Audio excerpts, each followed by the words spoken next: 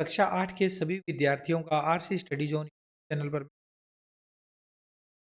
प्यारे विद्यार्थियों, आज इस वीडियो में हम आपकी गणित कार्य पुस्तिका प्रखर का कार्यपत्रक संख्या 65 हल करने वाले। इससे पहले हमने कार्यपत्रक 64 तक के सभी कार्यपत्रकों को देख लिया था। अब हम कार्यपत्रक 65 करने वाले हैं, तो इसका कठिनाई स्तर है मध्यम और दक्षता है चतुर्भुजों की समझ विकसित कर पाना। का पहला प्रश्न करते हैं। चतुर्भुज एम एन ओ पी के विकर्ण खींचकर उनके नाम लिखिए। पहला प्रश्न इसमें ये पूछा गया है। दूसरा प्रश्न पूछा, कर्णों का प्रतिच्छेद बिंदु चतुर्भुज के अभ्यंतर भाग में स्थित है या बहिर्भाग में स्थित, ये बताना है। ये एक चतुर्भुज है, इसके विकर्ण खींचने हैं। कर्ण हमें, अगर हम देखें इस वाले पॉइंट एन और एम को हम लाइन खींच, एक लाइन यहाँ जाएगी जो ओ बिंदु पे आके, ये स्केल की सहायता से आपने अच्छे, यहाँ ये वाला जो ये यहाँ पर प्रतिच्छेद बिंदु है, जिसको हम ओ नाम तो दे नहीं सकते क्योंकि ओ तो यहाँ पर, तो हम इस और नाम दे, छेद बिंदु क्यू दे दिया इसको। अब देखो, हमारे से ये पूछा गया है विकर्ण का नाम बताना है, तो विकर्ण एक तो हो जाएगा एम ओ और दूसरा हो जाएगा एन पी। कर्ण कौन से होंगे? कर्ण एम ओ और विकर्ण, एक तो एम ओ और दूसरा एन पी। फिर दूसरा प्रश्न है कि विकर्णों का प्रतिच्छेद बिंदु चतुर्भुज के अभ्यंतर भाग में स्थित है या बहिर्भाग में स्थित। ये क्यू बिंदु है प्रतिच्छेद बिंदु, ये अभ्यंतर में स्थित है क्योंकि अंदर आ रहा है इस चतुर्भुज। अभ्यंतर भाग में स्थित है।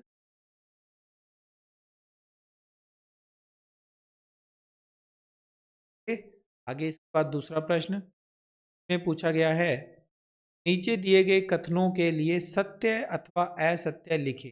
सत्य या असत्य बताना क्या है। इसमें आयत का प्रत्येक कोण समकोण होता है, सही बात है। आयत का प्रत्येक कोण 90 डिग्री का होता है, यानी समकोण होता है, एक सत्य कथन है। सम चतुर्भुज की सभी भुजाएं बराबर होती है, ये भी कथन सत्य है। सम चतुर्भुज समान भुजाओं वाला चतुर्भुज सम चतुर्भुज कहलाता है। तो आगे है, वर्ग को एक विशेष प्रकार का आयत समझा जा सकता, कथन भी सही है। एक विशेष प्रकार का आयत होता है जिस चारों भुजाएं बराबर है। आयत की तो आमने सामने की बराबर होती है, परंतु वर्ग की चारों भुजाएं बराबर होती है। ठीक है। फिर है आगे, एक समलंब की सारी भुजाएं बराबर होती है, एक कथन गलत है, सत्य।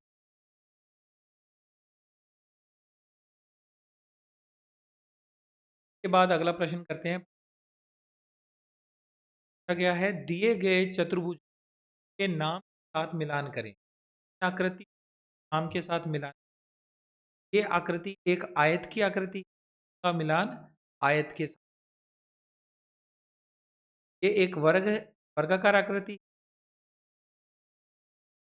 ये वाली आकृति अंतर चतुर्भुज, ये आकृति चारों भुजाएं बराबर है, सम चतुर्भुज की आकृति सम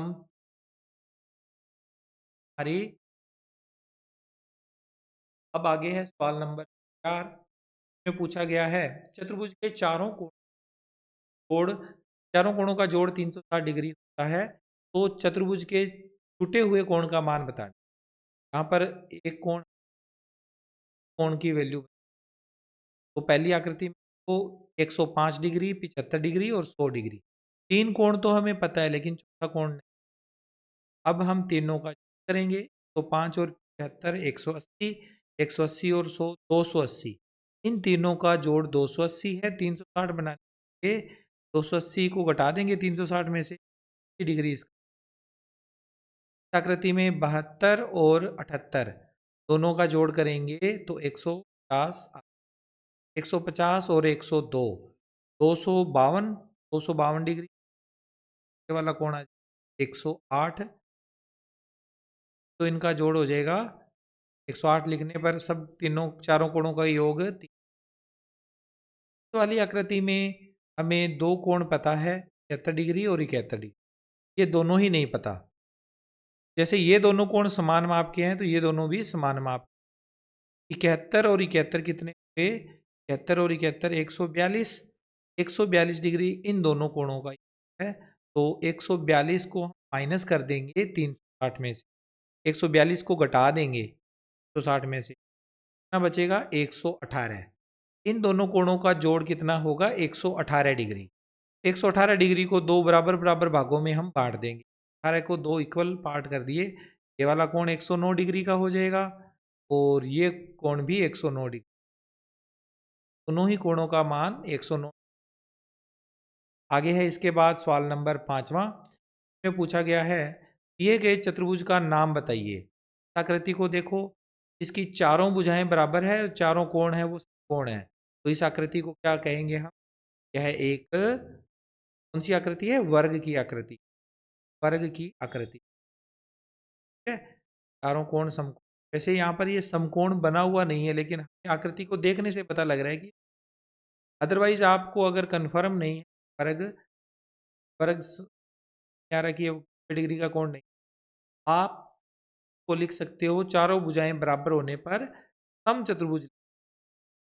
आकृति को देखिए कि ये भुजा और ये भुजा दोनों समांतर भुजाएं हैं, जबकि ये भुजाएं समांतर, आकृति का नाम होगा समलंब।